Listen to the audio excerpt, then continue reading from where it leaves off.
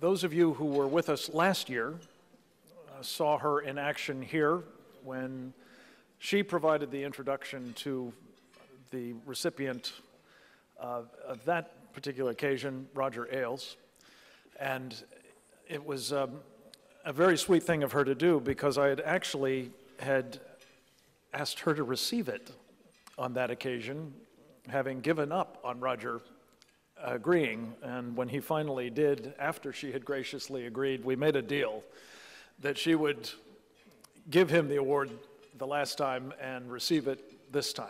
And so we're very pleased to be able now to fulfill our part of the bargain.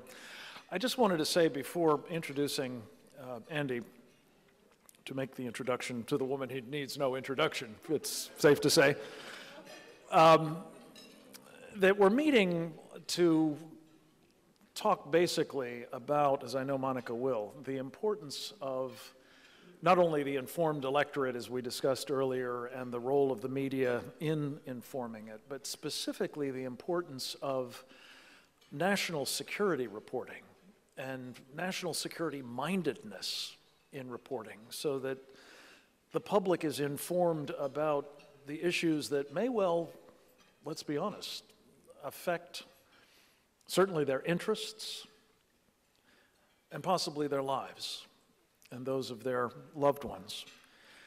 And we're doing this at a time when I think of ourselves as kind of afflicted with a lost generation. Not in the sense, of course, of having wasted an entire generation of young men, as in World War I,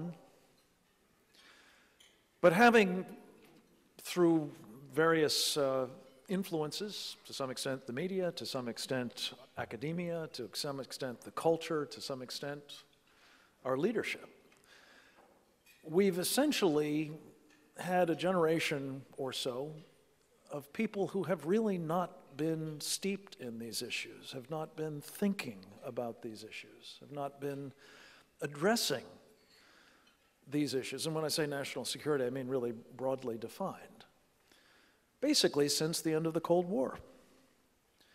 Oh yes, there was a blip with the unpleasantness down the street in 9/11, but we got over that, and we went back to not thinking about these things. Except, of course, for those whose lives were disrupted or in some cases lost, defending ourselves against the people who perpetrated that and their friends.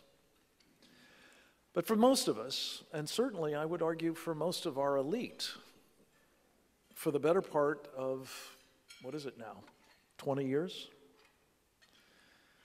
This portfolio has really not been the subject of serious national deliberation, debate, or thought. So this makes that much more important the subject that brings us together, which is, how do we overcome that? How do we offset it? How do we cultivate a new generation of leaders, elective and appointed, and in other walks of life, who will understand these vitally important questions of our time? Lest we find ourselves, as I think many of us in this room fear we may be, as the experience of the previous lost generation gave rise to the late 1930s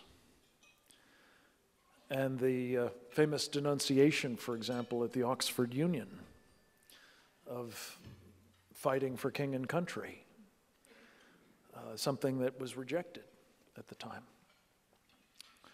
We're not that far removed from this similar pass, I'm afraid. And to the extent that we are not, it is in no small measure thanks to the people that we're here to share this podium with today. Starting with one of the men I admire most in our country, and he may get up here and say the same thing about me, so you know it's a mutual admiration thing, but still, I really mean it. Andy McCarthy is a heroic figure in our country at this juncture, both for his service to it in public office, notably in the prosecution of the blind sheikh, and subsequent to his laying down those burdens, his incredible work, day after day after day, his writings at National Review Online, his writings at PJ Media, his writings in other outlets, his books, his contributions to various films and television broadcasts, including those made possible by people in this room, have really made him almost an example of what we must be if this country is to survive in a dangerous world. Thoughtful, attentive, disciplined, and wherever possible, brilliant. With that, I invite you to welcome Andy McCarthy.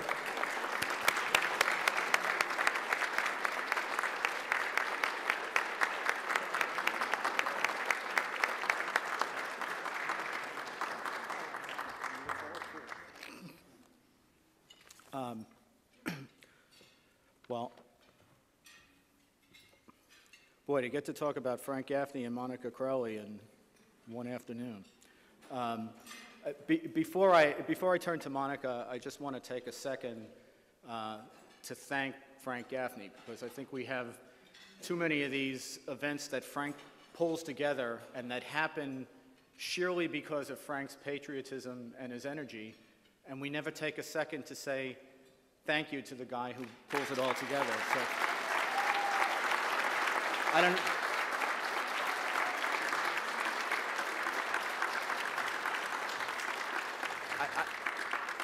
Things are not good, but I shudder to think where we'd be without Frank. As for Monica, earlier this year I saw a note on my calendar that Monica's new book was about to come out.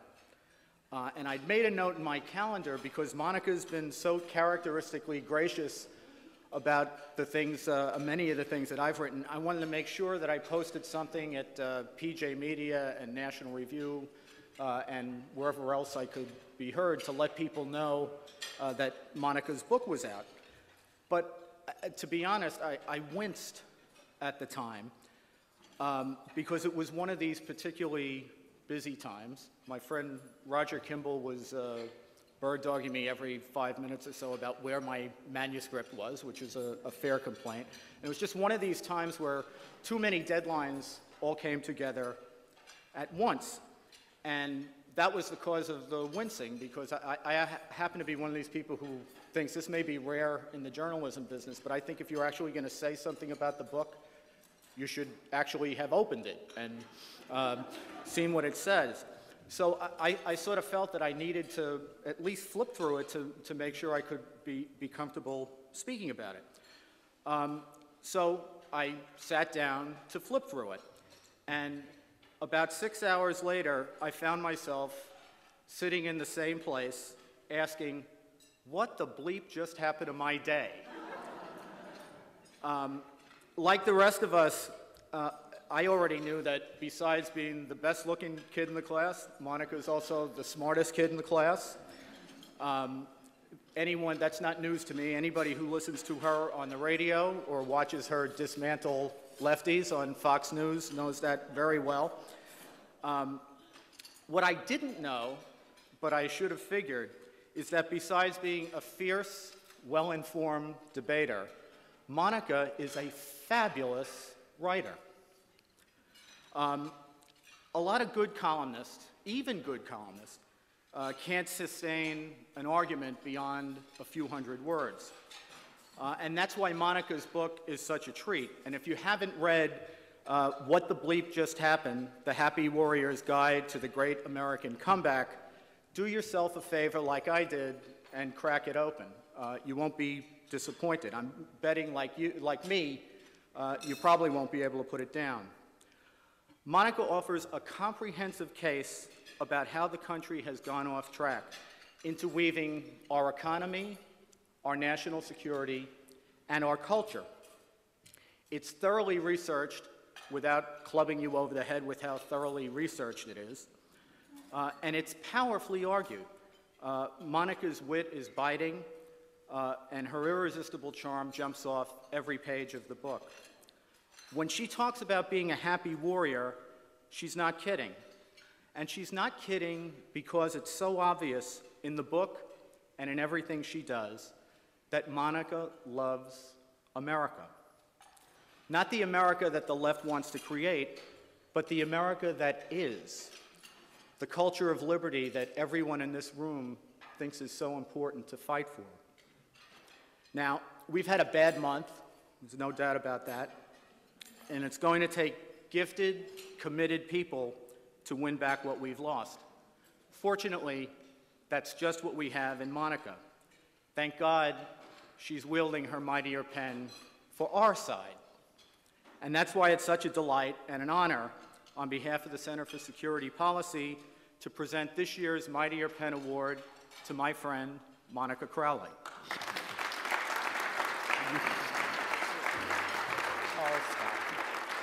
You're the best. Thank you so much. There actually is a pen. Thank you so much. First of all, I can't believe there's actually a pen that goes with the Mightier Pen. I've never seen this before. We're supposed to have a photograph with you Oh. in the middle receiving the Mightier Pen. She thought it was the Mightier word processor or something.